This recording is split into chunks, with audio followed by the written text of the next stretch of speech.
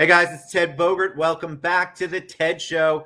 Excited to have this talented artist on the show. Good is not good enough's Ivan Smith. We're going to talk about the arts, and we have a whole litany of things we're supposed to cover. So Boris Garbe from Mills Gallery, the Mills at Park, I think.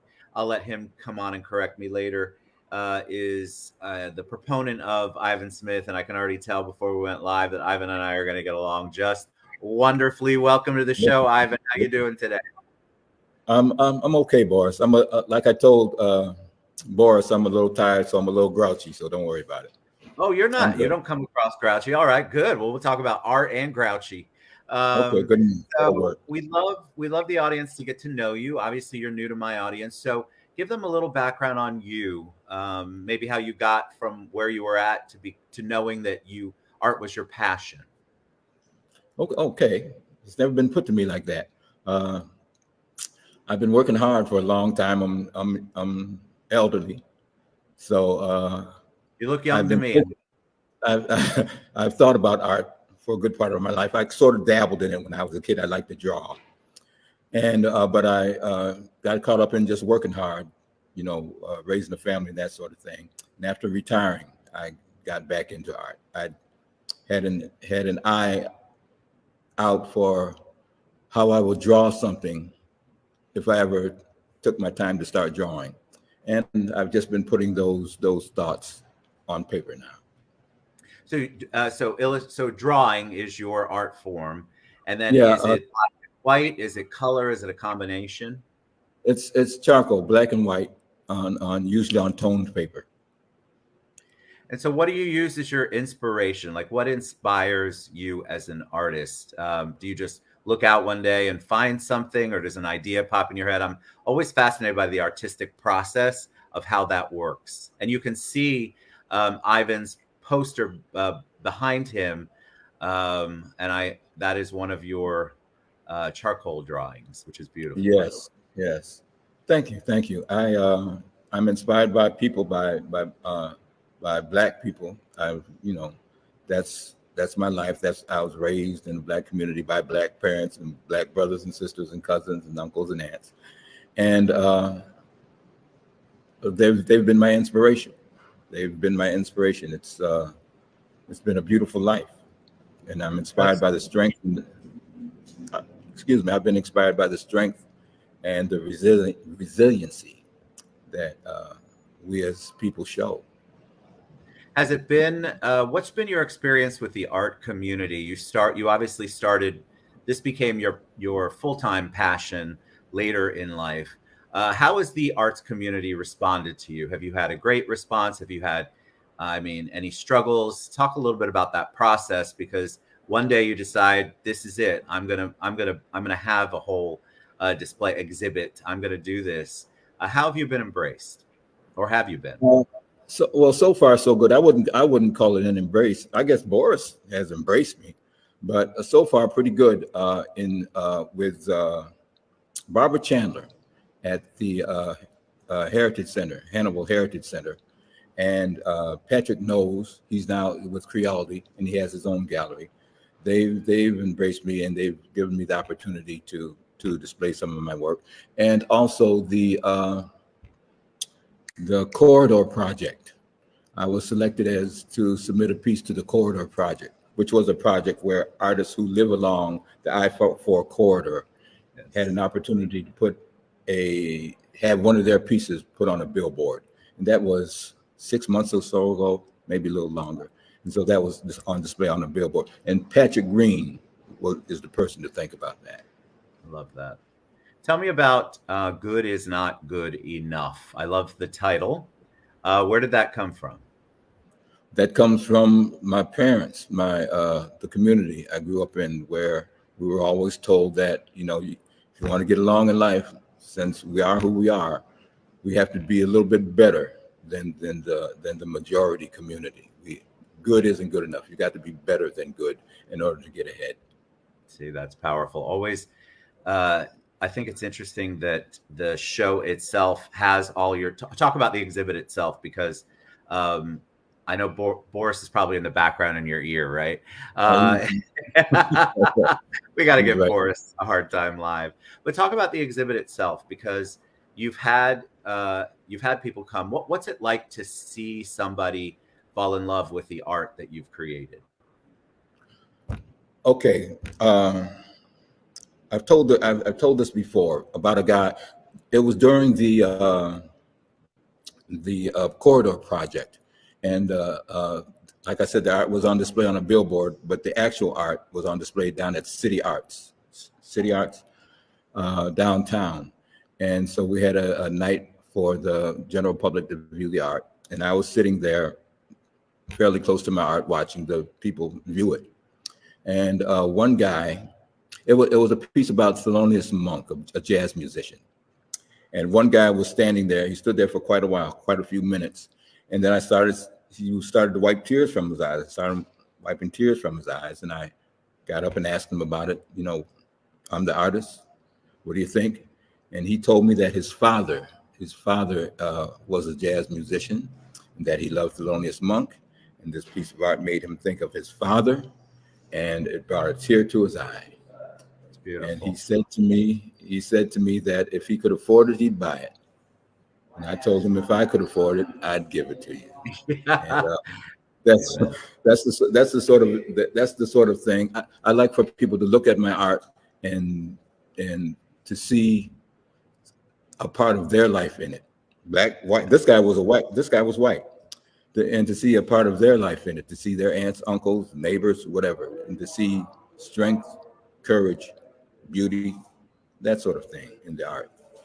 I think people make people who really love art, they make a connection. There's an emotional, heartfelt connection, soulful connection to it. And then you begin to realize that there's so much more behind the art, because the artist has a story too that they're trying to tell. I want to go back to one thing that you said about the good is not good enough. Have you, as a Black artist, do you feel like you've had extra struggles getting your artwork out there? Or has it been difficult because you're a Black artist living in a world where it's primarily not Black? We don't have a lot of Black artists, not here in Orlando anyway. Okay, that's the point. There are quite a few Black artists in Orlando, but they're not getting the exposure they should get. Let Correct. me, I can name a few: Weldon Ryan, Joy Hayes, Ricky Steele, Neil Phillips, Robert Johnson. There's quite a few Black artists not getting the exposure they should get, and I believe that it's if you're an art gallery, what you should be doing is, I understand that you're trying to sell art, that you're trying to sell art, but I believe also discovering art, finding art, true art to put on your walls. Yes. I think that should be a main focus of galleries, not necessarily waiting for someone to walk in the door and push their art on you, but you go out and find artists, go everywhere and find artists to display. And the Boris is he's good at that. He's doing it with me. He's giving me a leg up. I appreciate that. Well, Boris's gallery, I think, to me, that's the preeminent one of allowing and finding, like you said, artists that we may not know about, and giving them an opportunity to showcase their art. Because, like you said, it's a struggle to be an artist no matter what. But when you are a Black artist, us not knowing about those artists, I think is so important that Boris continues to embrace that, and he pulls artists out that nobody. I mean, you're in Winter. That's in Winter Park, right? That gallery. And so what I love about Boris and his team is that they really do go out and search the art, like you talk about, and the fact that we don't know about those other Black artists, local Black artists, is something that we all need to work harder at in our arts community for sure. What's the big 2024 plans for you, Ivan? Just to start working a little harder, get more work out there. I'm not very prolific. It takes me a while to do a piece. I'm trying to work on working a little faster and getting more work out there. Boris asked me about my theme. What? Yeah. What is? Yeah, I'm just trying to create.